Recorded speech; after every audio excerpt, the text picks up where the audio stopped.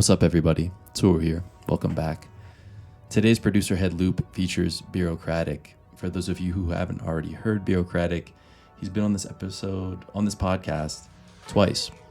This is from the second part of the first appearance, back episode 8, part 2. I love this episode because we talk a lot about this idea of turning lean back listeners into real fans. Lean back listeners being those people that maybe hear our music in passing, algorithmically, etc., and getting from a place of, okay, how do we move that person to being a fan? We explore this. This particular part is interesting, I think, because Birocratic makes his point by asking me about my own journey or experience as a fan of another artist. And I think that's actually an interesting way to go about this, because all of us as musicians and producers are very much fans first.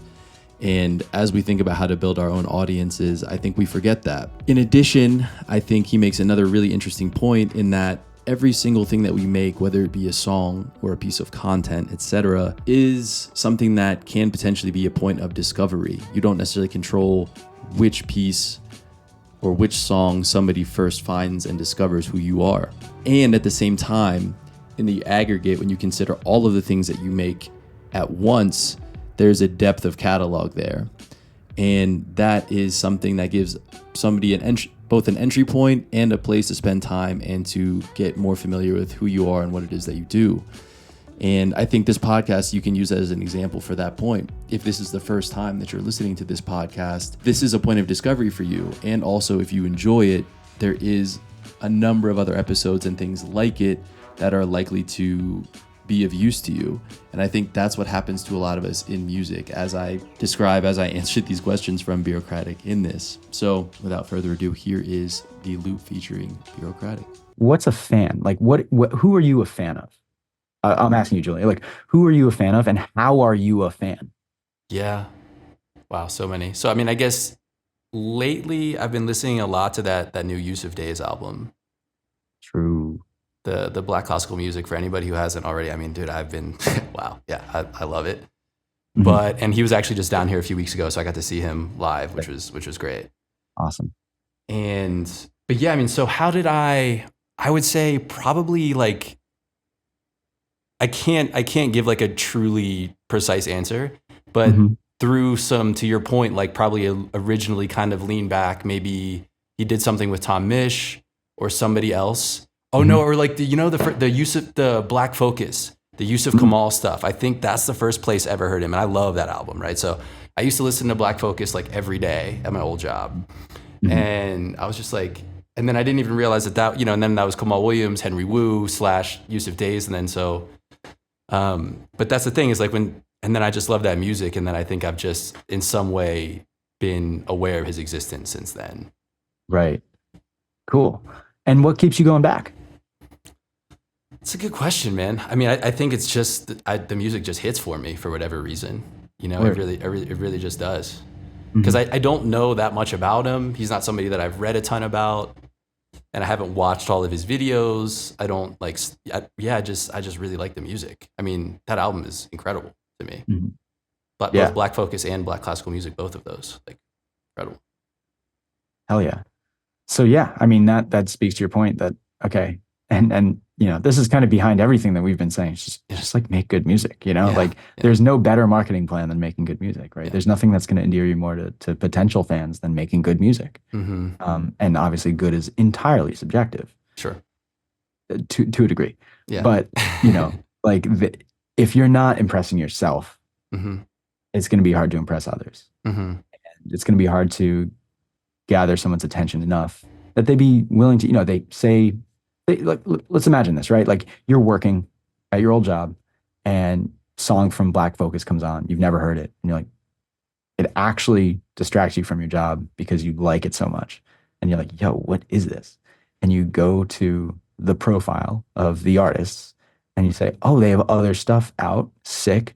I'm going to check that out when I get some time. Or I'm going to queue this up after this playlist is done or whatever, and I'm going to see what's good there.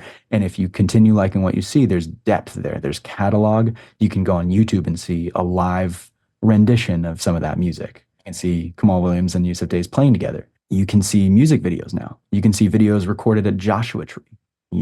Day's experience just did that, or last year.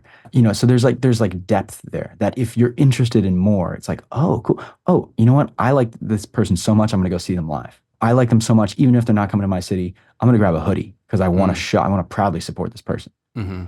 Music.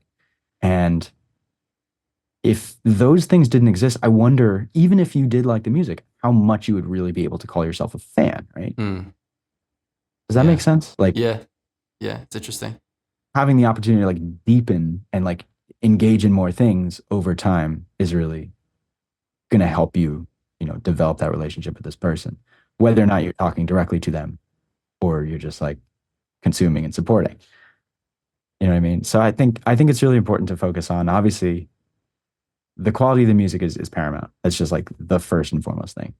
But also, being everywhere and having ways to reach people on every platform and with different vibe. Like you want to be able to create the kind of depth of following that will make someone happy and proud and like stoked to be your fan and share it with someone.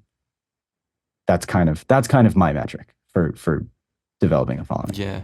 Are you familiar with the Kevin Kelly 1000 fan theory? I am, but I would love to hear.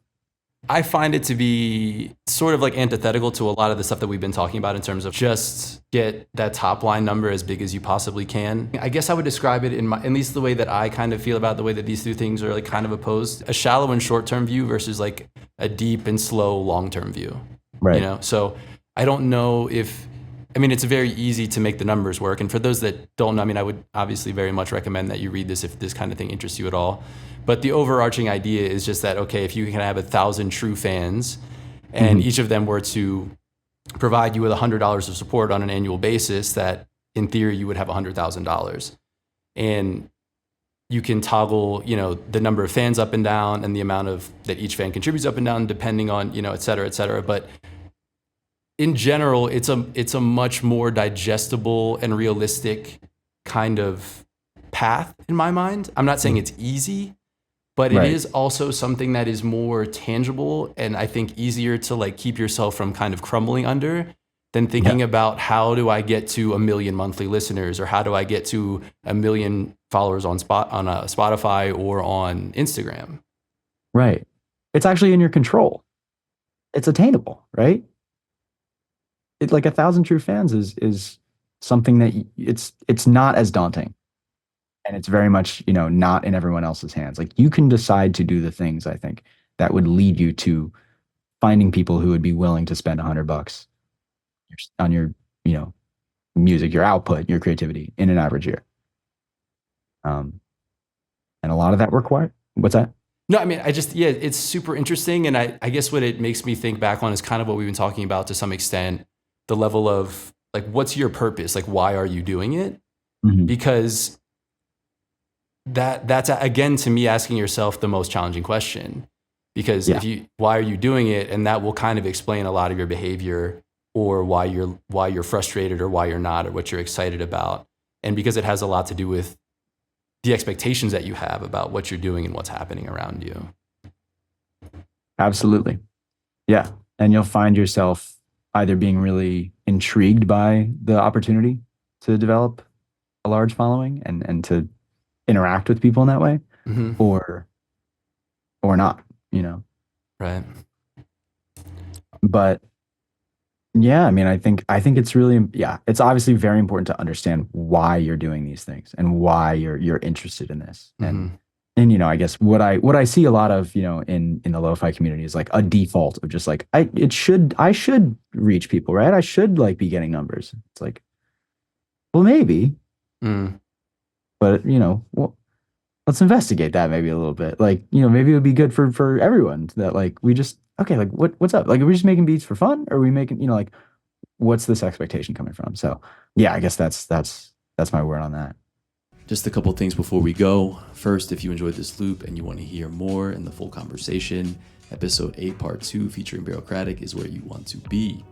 Also, if you subscribe for free at producerhead.substack.com, You receive a sample pack, access to The Pocket, which is an ongoing video archive of past guests sharing their process, screen sharing, breaking down existing projects, as well as making projects from scratch. That is free to subscribers, producerhead.substack.com. There are a couple of other things in there you will receive also for free when you subscribe. Thank you so much for listening. This has been Toru, and we will catch you in the next episode.